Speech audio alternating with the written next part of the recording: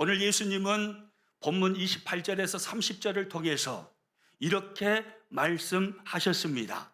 같이 읽습니다. 내가 그들에게 영생을 주노니 영원히 멸망하지 아니할 것이요 또 그들을 내 손에서 빼앗을 자가 없느니라.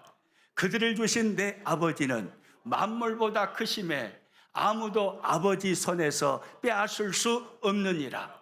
나와 아버지는 하나이니라. 나와 아버지는 하나이니라. 예수님은 당신이 하나님과 한 분이심을 밝히셨습니다. 하나님과 한 분이신 주님이 오늘 우리들에게 영생을 주신다고 말씀하십니다. 그리고 영생을 얻은 모든 사람들은 그 주님의 손에서 결코 세상의 무엇도 빼앗아갈 수 없다라고 말씀하십니다. 얼마나 감격스러운 말씀인지 모릅니다. 그런데 안타깝고 불행하게도 주님의 이 놀라운 약속의 말씀을 믿지 않는 사람들이 있었습니다. 그들은 바로 오늘 본문에 나타나고 있는 유대인들이었습니다. 유대인들은 주님의 이 말씀을 믿지 않았습니다. 이렇게 말씀하시는 예수님을 거부했습니다.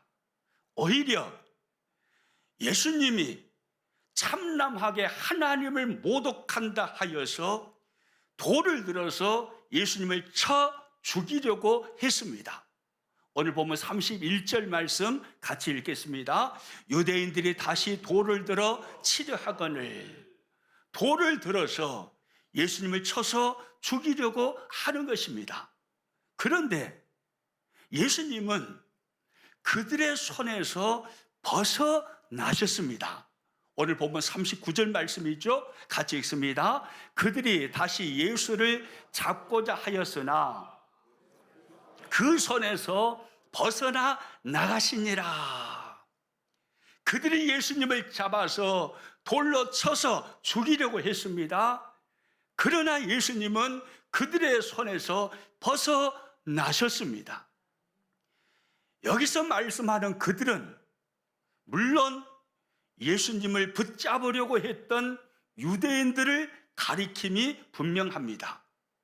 그들이 예수님을 붙잡아서 돌로 쳐 죽이려고 했지만 예수님은 그들의 손에서 벗어나셨다라고 오늘 성경이 기록하고 있는 것입니다. 그러면 예수님을 향해서 돌을 들었던 유대인들 그 사람의 수는 몇 사람이나 되었을까요? 얼마나 많은 사람들이 예수님을 잡아서 돌로 쳐 죽이려 했을까요? 오늘 본문의 말씀의 배경은요, 유대인들의 최대 명절 중에 하나인 수전절에 일어났던 일이었습니다. 그러므로 예수님을 비롯하여서 모든 유대인들은 수전절이라는 절기를 지키기 위해서 성전 안에 함께 있었습니다. 그러니까 닫혀진 공간 안에 있는 것입니다. 예수님도 거기에 계셨고 수많은 유대인들이 그곳에 함께 있었습니다. 그런데 앞선 24절을 보니까 유대인들이 예수님을 알아보고 예수님을 포위하여 에워쌌다라고 기록하고 있습니다.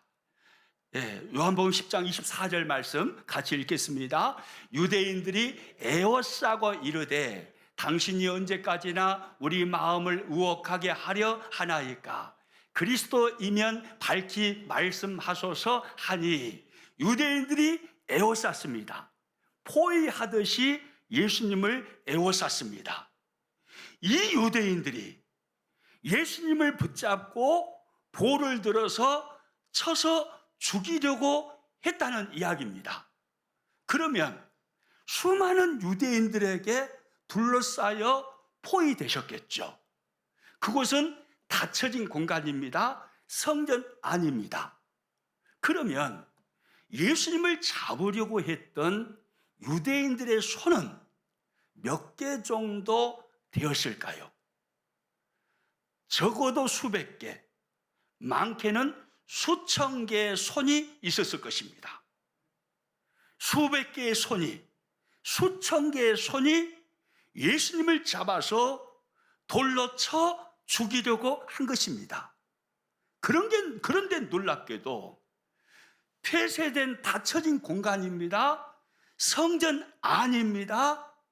수천 개의 손이 그곳에 함께 계시는 예수님을 잡아 돌로 쳐 죽이려고 합니다. 그런데 예수님은 그들을 빠져나가셨습니다. 여러분 놀랍지 않습니까? 어떻게 예수님은 그들을 빠져나가셨을까요? 수천 개의 손이 폐쇄된 공간 속에서 예수님을 포위하여서 예수님을 잡으려고 합니다. 수천 개의 손에 돌이 들려 있습니다. 돌을 들어서 예수님을 쳐서 죽이려고 합니다. 그런데 어떻게 예수님은 그들 사이를 지나서 빠져나가실 수 있었을까요? 너무 놀라운 모습이죠. 어떻게 주님은 그렇게 하실 수 있으셨을까요? 예수님께서 하신 29절 말씀 속에서 우리는 그 해답을 얻을 수 있습니다. 29절 말씀 다시 한번 같이 읽습니다. 그들을 주신 내 아버지는 만물보다 크심에 아무도 아버지 손에서 빼앗을 수 없느니라. 주님은 이렇게 말씀하셨습니다. 그들을 주신 내 아버지는 만물보다 크심에 아무도 어디에서요? 아버지 손에서 빼앗을 수 없느니라. 아무도 아버지 손에서 빼앗을 수 없느니라. 이 말씀은 어느 누구도 어떤 존재도 그들을 아버지 손에서 빼앗을 수 없느니라. 바로 그런 의미입니다. 그러면 어떤 존재도 어느 누구도 그들을 아버지 손에서 빼앗을 수 없다고 한다면 그들 안에 오늘 저와 여러분은 포함될까요? 안 될까요? 설교는 듣고 계시죠? 그들 안에 오늘 저와 여러분은 포함됩니까? 안 됩니까? 당연히 포함되죠. 오늘 저와 여러분은 예수님이 말씀하신 그들 안에 포함됩니다. 어느 누구도 어떤 존재도 어떤 환경도 오늘 우리를 하나님 아버지 손에서 빼앗을 수 없다라고 주님 말씀하셨습니다. 그렇다면 그들을 아버지 손에서 빼앗을 수 없다면 예수님은 어느 누구나 어떤 존재가 예수님을 아버지 손에서 빼앗을 수 있을까요? 없을까요? 빼앗을 수 없지요. 오늘 우리 모두를 비롯하여서 모든 믿음의 사람들까지 그리고 예수님을 포함하여서 하나님 아버지 손에서 어떤 존재도 어느 누구도 빼앗을 수 없는 것입니다. 그러므로 수천 개의 손이 예수님을 붙잡으려고 에워쌌습니다. 그들 손에 돌이 들려 있습니다. 그런데 어떻게 예수님은 그 폐쇄된 공간 속에서 그들을 빠져나가실 수 있으셨을까요? 답은 간단합니다. 만유보다 크신 하나님의 손이 예수님을 붙들고 계셨기 때문입니다. 아멘입니까? 만유보다 크신 하나님 아버지의 손이 예수님을 꽉 붙잡고 계십니까? 붙들고 계시니까 수천 개의 손이 예수님을 붙잡으려고 하여도 아니 수만 개의 손이 그곳에 있었다 할지라도 결코 예수님을 잡을 수 없었던 것입니다. 성경을 보니까요 우리 예수님은 십자가 지시기 전날 밤 겟세마네 동산에 올라가셔서 하나님 앞에 간절히 기도하십니다. 하나님, 할 수만 있으면 이 잔을 피하게 하옵소서. 그러나 나의 온대로 하지 마옵시고 아버지의 온대로 하옵소서. 예수님은 하나님이 허락하시면 십자가에 죽으시는 고난의 잔을 피하고 싶으셨습니다. 인성을 가지신 우리와 똑같은 사람이신 예수님이셨기 때문입니다. 하나님이시면서 동시에 사람이셨던 예수님은 그 고통을 아셨습니다. 그래서 피하고 싶으셨습니다. 그러나 예수님은 피하지 않으셨습니다. 하나님의 말씀에 순종함으로 오늘 저와 여러분의 모든 죄를 대신 짊어지시고 십자가에 오르심으로 죽으신 줄로 믿습니다. 그러면 예수님께서 십자가에 죽으시고 그걸로 끝이 났습니까? 그러지 않았습니다. 거기서 끝나지 않았습니다. 예수님은 분명히 십자가에서 죽으셨습니다. 그리고 예수님의 시체는 동굴 속에 장사되셨습니다. 그런데 놀라운 것은 예수님은 죽은 자 가운데서 3일 만에 다시 살아나셨습니다. 예수님은 부활하셨습니다. 우리는 이 진리를 믿습니다. 예수님이 나를 위하여서 죽으심과 다시 사심을 우리는 믿습니다. 그러면 예수님은 어떻게 해서 살아나실 수 있으셨을까요? 분명히 죽으셨습니다. 시체가 되어 동굴 속에 장사되셨습니다. 3일이 지났습니다. 그런데 어떻게 예수님은 3일이 지난 후에 죽은 자 가운데서 다시 사실 수 있으셨을까요? 답은 딱 하나입니다. 만유보다 크신 하나님의 손이 예수님을 붙들고 계셨기 때문입니다. 아멘입니까? 오늘 본문 속에서 수천 개의 유대인들의 손이 예수님을 붙잡으려고 했지만 예수님이 그들을 지나가실 수 있었던 것은 하나님의 손이 예수님을 붙잡고 계셨기 때문이고, 예수님께서 오늘 우리들의 모든 죄를 짊어지시고 십자가에 오르심으로 죽으실 수 있으셨던 것도 하나님 아버지의 손이 예수님을 붙잡으셨기 때문이고, 죽은 자 가운데서 다시 살아나심으로 부활하실 수 있으셨던 것도 만유보다 크신 하나님의 손이 예수님을 붙잡고 계셨기 때문인 줄로 믿으시기 바랍니다. 하나님 아버지의 손이 주님을 붙잡고 계셨던 것입니다. 여러분, 이 하나님의 아버지의 손이 오늘 저와 여러분도 붙잡고 계심을 믿으시기 바랍니다. 그러므로요, 저와 여러분의 인생을 살면서 아무리 많은 우리를 잡으려는 손이 하늘의 별처럼 많다 할지라도, 그리고 그 잡으려는 손들이 아무리 무서운 손이라 할지라도 결코 하나님의 손에서 우리를 빼앗을 수 없음을 믿으시기 바랍니다. 죽음조차도 하나님의 손에서 우리를 빼앗을 수 없는 것입니다. 왜요? 우리를 붙들고 계시는 하나님의 손은 만유보다 크신 전능하신 손이기 때문입니다. 그러기에요, 예수님을 믿는 한 사람의 그리스도인 성도가 되었지만, 그러나 여러 가지 상황과 환경 속에서 좌절하고 절망하고 있다면 이유는 딱 하나입니다. 만유보다 크신 하나님의 그 큰 손이 나를 붙들고 있음을 망각하고 있기 때문입니다. 그 손을 잊어버린 것입니다. 하나님의 손이 붙들고 있지만 그 손을 잊고 있으니까, 망각하고 있으니까 환경이 너무나 커 보이고 상황이 너무나 커 보여서 자꾸 그 환경을 묵상하다 보니 그 환경이 눈덩이처럼 크게 느껴지므로 그 환경 앞에 절망하고 탄식하고 있는 것입니다.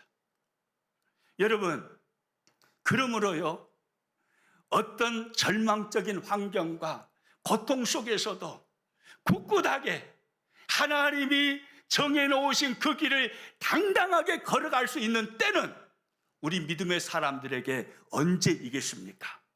바로 그때는 만유보다 크신 하나님의 손을 바라볼 때입니다. 하나님의 손이 나를 붙들고 있음을 잊어버리지 아니하고, 아무리 환경이 나를 힘들게 해도, 고통스럽게 해도, 힘들고 어려워도 만유보다 크신 하나님의 손이 나를 붙잡고 있음을 확신하고 있다면 우리는요, 세상이 감당할 수 없는 삶을 살 수 있다 이 말입니다. 시편 3편은요 다윗의 시입니다.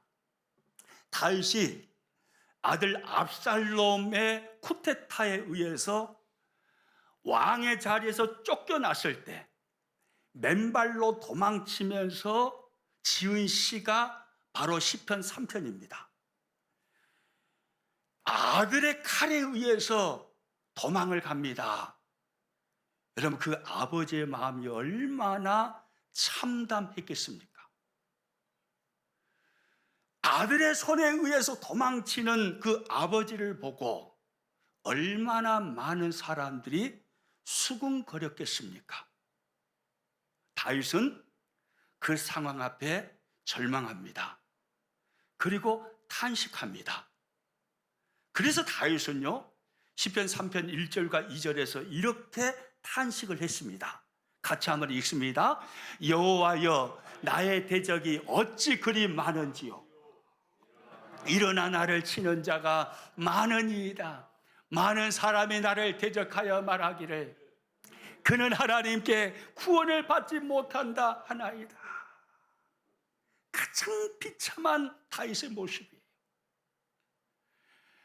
아들을 비롯해서 수많은 사람들이 다윗을 대적합니다. 사람들은 수군거리기를 시작합니다. 그는 하나님께 구원을 받지 못한다. 무슨 말입니까? 다윗은 하나님께 버림을 받았다 이 말이에요. 아들에게 쫓겨나가는 걸 보니, 수많은 신하들이 대적을 하는 것을 보니 다윗은 하나님께 버림받은 것이 분명해. 사람들은 그렇게 수군거렸습니다. 여러분, 그 말을 들으면서 다윗의 마음이 얼마나 무너졌을까요? 참담했을 것입니다. 그래서 다윗은 탄식하고 있는 것입니다. 그런데 놀라운 것은 몇 절 더 읽어 내려가다 보니까 놀라운 반전이 일어납니다. 분위기의 반전이 일어나요. 시편 3편 6절과 7절 말씀 같이 읽어봅니다. 천만인이 나를 애워싸 진친다 하여도 나는 두려워하지 아니하리이다. 여호와여, 일어나소서. 나의 하나님이여, 나를 구원하소서. 주께서 나의 모든 원수의 뺨을 치시며 악인의 일을 꺾으셨나이다. 할렐루야. 분위기가 반전된 것입니다. 1절과 2절의 그 분위기하고 방금 읽었던 6절하고 7절의 분위기가 같습니까? 다릅니까? 전혀 다르죠. 1절과 2절은 참담한 속에서 나오는 탄식의 소리입니다. 절망의 소리입니다. 그런데 6절에서 7절에 와서 보니까 아니에요. 절망의 소리가. 그는요, 하나님 앞에 나는 두려워하지 않겠습니다. 천만인이 나를 에워싸 진친다 하여도 나는 두려워하지 않겠습니다. 그렇게 하나님 앞에 고백하고 있습니다. 완전히 분위기가 반전된 거죠. 여러분, 어떻게 다윗은 마음을 이렇게 바꿔 먹을 수 있었을까요? 어떻게 분위기가 이렇게 반전되었을까요? 바로 앞절인 5절에 보니까 성경이 이렇게 말씀하고 있어요. 시편 3편 5절 말씀 같이 읽습니다. 내가 누워 자고 깨었으니 여호와께서 나를 붙드심이로다. 할렐루야.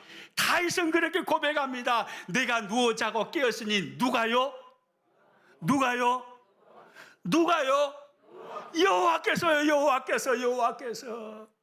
내가 누워 자고 깨었으니 여호와께서, 하나님께서 나를 뭐 하심이로라고요? 붙드심이로다. 하나님이 나를 붙드심을 다시 보게 된 것입니다. 하나님께서 나를 붙들고 계심을, 만유보다 크신 하나님의 손이 나를 붙잡고 계심을 망각했을 때 다윗은요, 환경과 상황 앞에서 절망하고 탄식했습니다. 그런데 환경은 변한 것 없습니다. 상황은 달라진 것 없습니다. 여전히 아들은 아버지를 배신했습니다. 신하들은 대적했습니다. 수많은 사람들이 다윗을 향해서 수군거립니다. 상황은 변화된 것이 하나도 없습니다. 그런데 다윗의 마음이 달라졌습니다. 다윗의 입술의 말이 달라졌습니다. 천만인이 나를 에워싸 진친다 할지라도 나는 두려워하지 않겠습니다. 다윗의 말이 달라졌습니다. 왜요? 뭐 때문에요? 다윗이 하나님을 보게 된 것입니다. 만유보다 크신 하나님의 손이 다윗을 붙잡고 있음을 다윗이 알게 된 거예요. 그 하나님의 손을 보게 되니 전혀 두렵지 않은 것입니다. 천만의 사람들이 다윗을 에워싸고 있다 할지라도 하나님의 손이 나를 에워싸 보호하고 있는데 내가 어찌 그들을 두려워하랴? 아무도 두렵지 않은 것입니다. 할렐루야. 여러분, 시편을 읽어보면요, 한 가지 공통점을 찾을 수 있습니다. 그것은 뭐냐면 어떤 사람 누구가 되었든 간에요, 만유보다 크신 하나님의 손을 망각했을 때, 그가 믿음의 거장이 되었든 아니면 수십 년 신앙생활을 했든 한순간 그를 붙잡고 있는 하나님의 손을 망각했을 때 그는 어떤 상황 속에서 절망하고 탄식합니다. 그런데 이상합니다. 그가 눈을 들어서 하나님의 손을 바라보기를 시작하고 그를 붙잡고 있는 만유보다 크신 하나님의 손을 기억해낼 때 그는요, 그 모든 고통의 환경을 이겨내 버립니다. 그 입술에서 나오는 말은 절망이 아닙니다. 탄식이 아닙니다. 상황은 전혀 변하지 않았습니다. 똑같은 환경입니다. 그런데 그의 생각이 바뀌었습니다. 그의 입술의 말이 바뀌었습니다. 살아계신 하나님의 손을 바라보기를 시작하니 그가 세상이 감당할 수 없는 사람이 되어버린 것입니다. 이것이 시편에서 우리가 찾을 수 있는 공통점이에요. 설교를 마치려 합니다. 이사야 41장 10절 말씀을 보시면 하나님의 손이 우리를 얼마나 강하게 붙들고 계신가를 확인할 수 있습니다. 이 말씀 속에서 하나님의 손이 나를 붙들고 계시구나 확인을 하면서 우리 말씀을 큰 소리로 같이 읽어보면 좋겠습니다. 같이 읽겠습니다. 두려워하지 말라, 내가 너와 함께함이라. 놀라지 말라, 나는 내 하나님이 됨이라. 내가 너를 굳세게 하리라. 참으로 너를 도와주리라. 참으로 너의 의로운 오른손으로 너를 붙들리라. 할렐루야. 다시 한번 크게 읽습니다. 시작. 두려워하지 말라, 내가 너와 함께함이라. 놀라지 말라, 나는 너의 하나님이 됨이라. 내가 너를 굳세게 하리라. 참으로 너를 도와주리라. 참으로 나의 의로운 오른손으로 너를 붙들리라. 할렐루야. 따라서 합니다. 참으로 나의 의로운 오른손으로 너를 붙들리라. 이렇게 말씀하시는 분이 누구예요? 하나님이세요. 만유보다 크신 하나님, 그분이 오늘 우리들에게 이렇게 말씀하십니다. 이 말씀 가슴에 담으며 모든 상황 속에서 근심하지 마시고 탄식하지 마시고 절망하지 마시고 다윗처럼 말이죠, 천만인이 나를 에워싼다 할지라도 나는 두려워하지 아니하리이다. 이렇게 고백하며 굳굳하게 하나님께서 내어놓으신 길을 당당하게 걸어가는 오늘 저와 여러분 모두가 되시기를 주님의 이름으로 축복합니다.